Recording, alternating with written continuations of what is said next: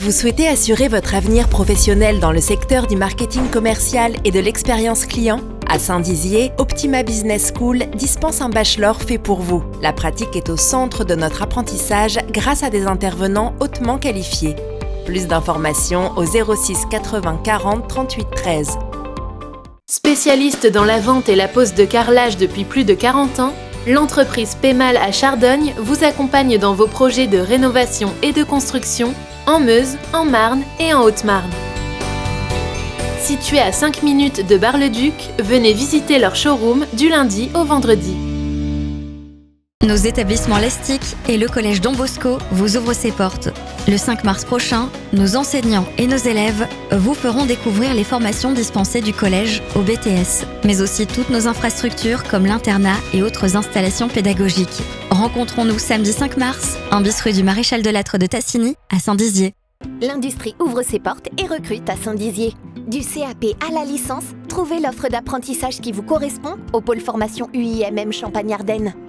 Découvrez des formations professionnalisantes dans les métiers de l'usinage avec des outils à la pointe de la technologie. Formez-vous au métier de la maintenance et de l'électrotechnique. Apprenez également toutes les technicités du métier de chaudronnier-soudeur. Plus de 90 formations vous attendent aux portes ouvertes. Le samedi 26 février de 9h à 16h, 13 rue de la Tambourine à Saint-Dizier.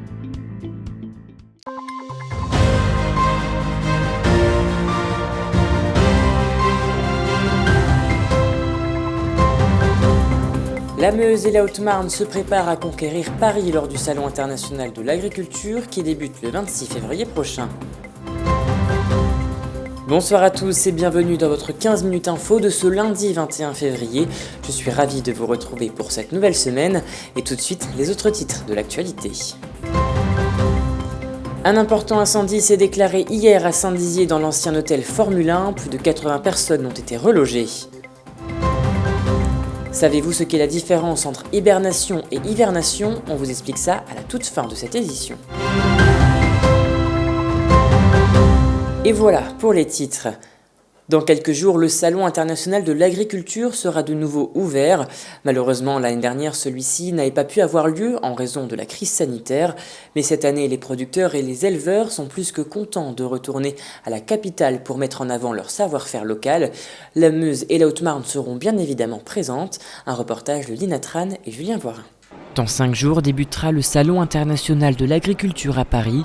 Ce rendez-vous est devenu un événement important pour les départements de toute la France afin de mettre en avant les produits et le savoir-faire local. Cette année encore, le département de la Meuse a missionné l'agence Meuse Attractivité pour assurer la présence des Meusiens dans ce salon. L'objectif est de soutenir déjà l'agriculture meusienne et le thème que nous souhaitons mettre en avant et l'objectif global du département de la Meuse, c'est de faire de la Meuse le premier département rural innovant. Et donc dans ce cadre-là, on a regardé comment on pouvait présenter de façon un peu différente le territoire. C'est pour ça qu'on a 3 axes. On présente les produits innovants, on travaille sur le futur avec les startups et puis sur le présent pour faire venir des gens et qui découvrent et qui deviennent amoureux du territoire meusien. Comme de coutume, le département sera mis à l'honneur durant une journée, celle du 1er mars, où des animations se dérouleront sur le stand meusien. On pourra avoir des animations culinaires portées par le CFA Priou de Bar-le-Duc et par monsieur Vautier Thomas qui fera des animations toute la journée.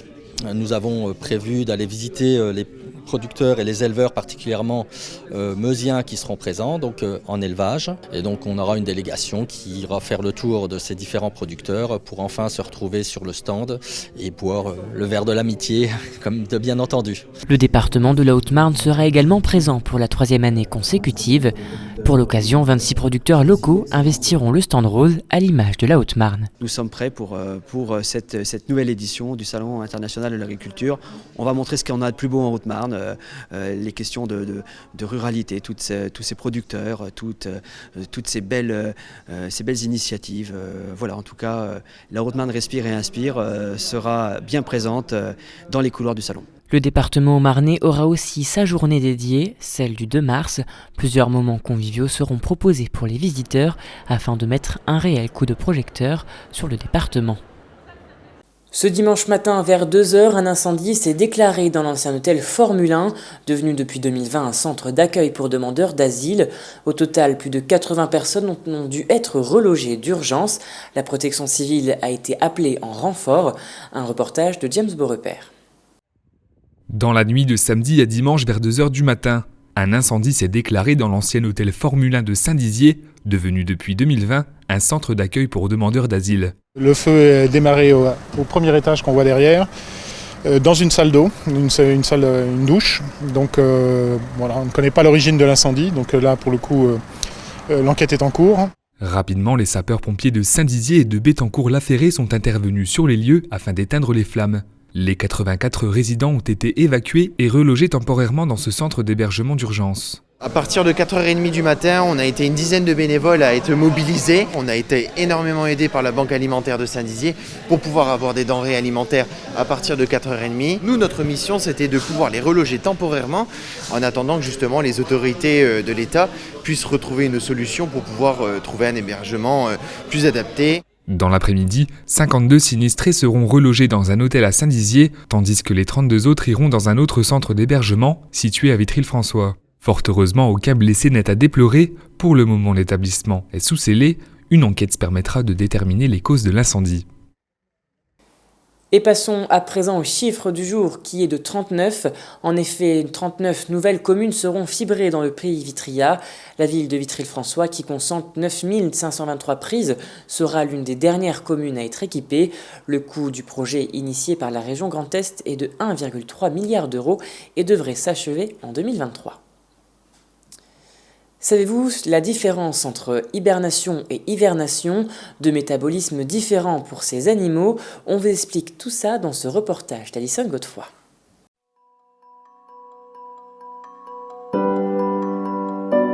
Ici sur Terre, les mammifères ont mis au point différentes techniques pour survivre aux affres de l'hiver. Ils hibernent bien sûr, mais certains choisissent également de simplement hiverner. Une lettre qui fait toute la différence. Parmi ces animaux qui hibernent, le crapaud, la grenouille, la tortue, la chauve-souris, les fourmis ou encore l'ours brun. L'hibernation, c'est vraiment toute une transformation du métabolisme de l'animal, c'est-à-dire qu'il va vraiment rentrer dans une léthargie hivernale dans les périodes de froid, c'est-à-dire qu'il va ralentir son rythme cardiaque, sa respiration, la circulation de son sang. Enfin, vraiment, il va diminuer au maximum tous les éléments qui pourraient consommer de l'énergie pour vraiment passer cette période-là en utilisant justement le moins de consommation possible. Et c'est un moment qui est primordial pour lui parce que justement, ça lui permet de passer la mauvaise saison. Ce qui différencie réellement l'hibernation de l'hivernation, c'est l'état de vigilance dans lequel se trouve l'animal qui la pratique. L'animal qui hiverne somnole, son cerveau reste très réactif et il peut parfaitement se réveiller. Autre différence, la température corporelle de ces animaux. Ceux qui hibernent vont voir leur température descendre parfois jusqu'à 0 degré, mais pas en dessous. La température des hivernants, en revanche, ne va que très peu baisser. L'hivernation, c'est différent puisque là, on est vraiment dans un sommeil qui est beaucoup moins profond et qui est d'ailleurs rythmé souvent avec des phases de réveil où l'animal va ressortir de son gîte et revenir un petit peu après en état de sommeil. Et là, classiquement, c'est l'ours brun qui est un animal qui hiverne. En hiver, s'ils ne trouvent plus assez de nourriture, les oiseaux vont vers des pays chauds où ils peuvent se nourrir sans difficulté. Mais ce long voyage n'est pas facile.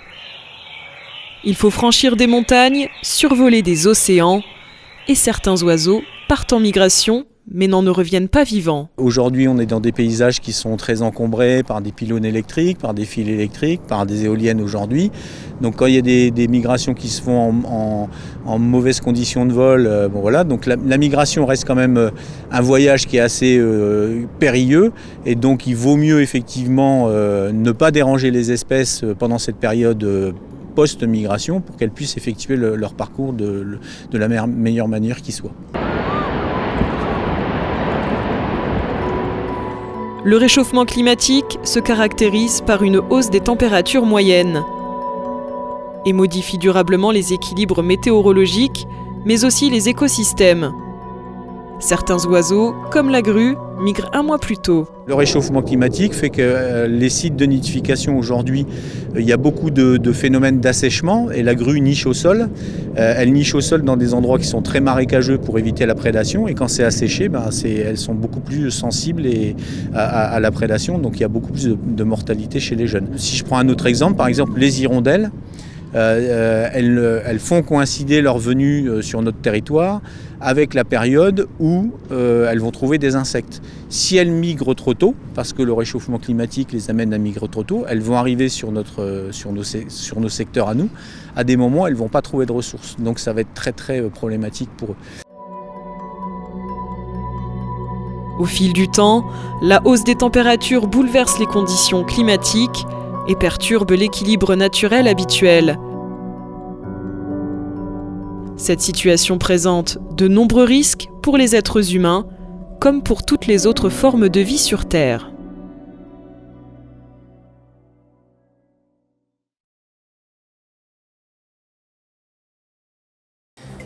Et voilà, c'est la fin de cette édition. Merci à tous de l'avoir suivi. Dans un instant, vos prévisions météo de demain. Nous vous souhaitons une très belle soirée et n'oubliez pas, l'actualité continue sur Puissance Télévisions. Toute l'actualité qui vous concerne, à voir et à revoir dès maintenant sur puissancetélévision.fr et sur notre application mobile.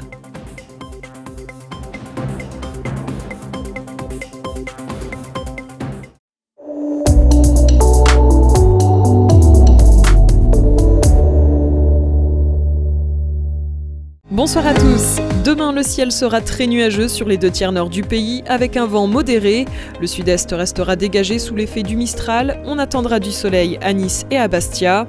Pour les températures, on prévoit 17 degrés de maximale à Nice. Pour les minimales, elles seront de 4 degrés. On passe maintenant à la carte locale. Le ciel restera très nuageux et donnera de la pluie à Vitry-le-François, à Bar-le-Duc, à Commercy et à Verdun. Côté température, il fera 3 degrés de minimale. Pour les maximales, elles seront de 9 degrés. Demain mardi 22 février, nous fêterons les Isabelles. Nous gagnerons 3 minutes de soleil pour ce 53e jour de l'année. Le soleil se lèvera à 7h46. Très belle soirée et n'oubliez pas, l'information continue sur puissancetélévision.fr et sur notre application mobile.